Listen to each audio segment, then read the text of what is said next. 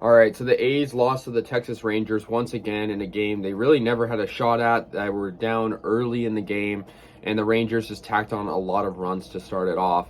Marcus Semien, former A's player who, obviously was a fan favorite for many years, got a grand slam in this game, and probably felt good for him, considering he was facing the team that offered him an embarrassing low contract offer. So yeah, 11-4 final score. The A's moved to 19-30, 11 games under 500.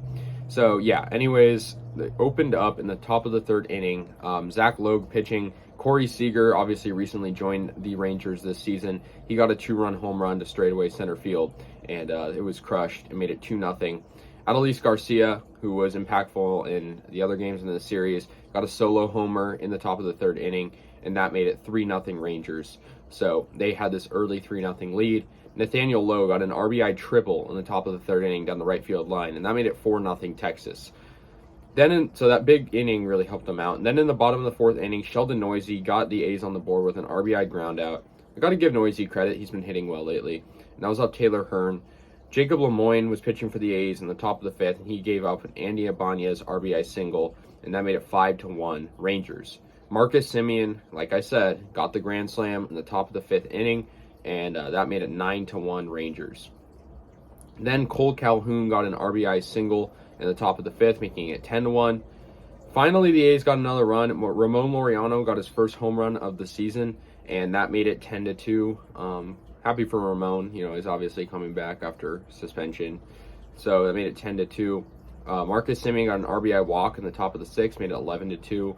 Noisy got an RBI single, making it 11-3. So, like I said, he's been doing pretty good despite our team lack in run production mostly. So that made it 11-3 Texas, and then Andrus got the A's one more run in the seventh with an made it 11-4 on an RBI fielder's choice.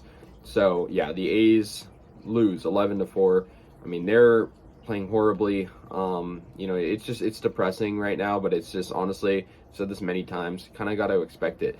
So yeah, in this series, the A's have lost they lost the series already. They lost 3 of the 4 games, and obviously the fourth game hasn't happened yet, but I'm sure the A's will get swept. And it's depressing because, it's the pitching's bad, the starting pitching's bad. The bullpen, isn't as bad, but it's still not very good. And I just feel like the A's just aren't even doing anything to really help them out. I mean, they really, the hitting is pretty, solid on getting on base, but there's, not much power. The A's pitchers gave up 18 hits to the Rangers. Pretty, a lot. For the A's, they had Zach Logue, starting pitcher, only go 2 innings, and he had 4 earned runs. All but Austin Pruitt allowed runs, so only one A's pitcher didn't allow a single run. But the A's just did not have any power in this game besides a couple obviously the Ramon Laureano home run. But the problem is the A's just don't respond to the damage that's being done in these early innings. I mean, they were down by so much at a certain point, and at that point, there's just no point. So in coming back because they're down by so much. So yeah, 11-4. Looking ahead a little bit, obviously we have one more against the Rangers, and then we're going to play the Astros. I'm sure that's not going to go well in a 3-game series. But yeah, the A's 5th in the AL West, 11 games back, also 11 games under 500. So not where they need to be. Well, I expect them to be here, but in a normal A's year where they'd have a lot of talent, it's this would be unacceptable. So anyways, guys, let me know your thoughts. I'll see you guys later, and yeah, go A's.